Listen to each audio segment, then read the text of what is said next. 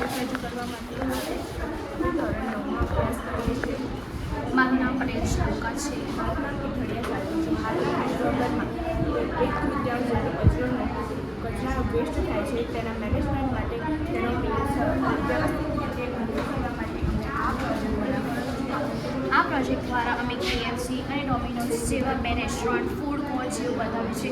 આમાંથી જે ગ્રીન કચરો, સૂકો કચરો અને લીલો કચરો એ જે આમાં સંગ્રહ થશે એ આપણે અંડરગ્રાઉન્ડ પાઇપલાઇન દ્વારા આપણે સંગ્રહિત કરીશું.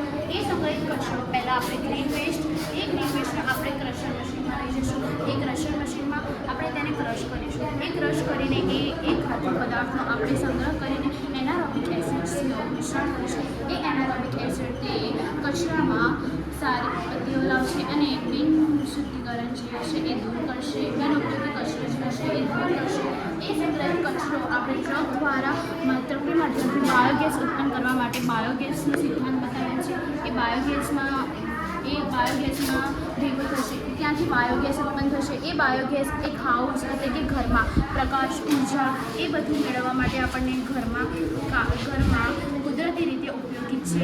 એ કચરો એ જે વેસ્ટ છે એ ઈ-વેસ્ટમાં આપણે જમા કરીશું. એ ઈ-વેસ્ટમાં આપણે એને સંગ્રહ કરીશું. એ સંગ્રહ દ્વારા એમાં જે શુદ્ધિઓ છે એ બધી શુદ્ધિઓ કરશું. પ્રાણીઓનો મળ જેવો કે અન્ય ખોરાકનો અંદર ઉમેરો કરીશું.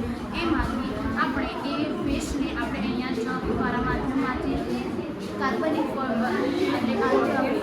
ફર્ટિલાઇઝેશનમાં પહોંચાડીશું અને તેમાં કુદરતી ખાતરનો ઉપયોગ કરીશું. ડ્રાય વેસ્ટનો ઉપયોગ ક્રશર મશીન સુધી તેને લઈ જઈ ક્રશર મશીનમાં તેનો ક્રશ થશે અને તેમાં પાણી ઉમેરીને ટ્રકના માધ્યમથી રોડ બનાવવા માટે ઉપયોગી થશે. અને આ સોલાર પેનલનો ઉપયોગ આ જે પ્રોજેક્ટ છે તેમાં જે ઉર્જા ઉત્પન્ન થાય છે તે ઉર્જાને આપણે ઉપયોગ કરીશું.